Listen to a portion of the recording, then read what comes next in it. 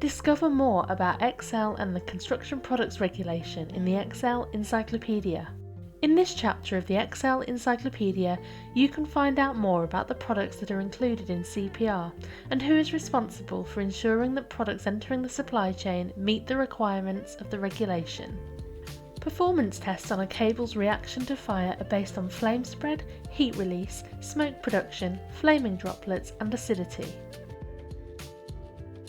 In this chapter, we provide clear explanations for each of these characteristics which make up a cable's performance classification. Each member state has their own national minimum standards for installations to comply with. An up-to-date list of these is available in this chapter.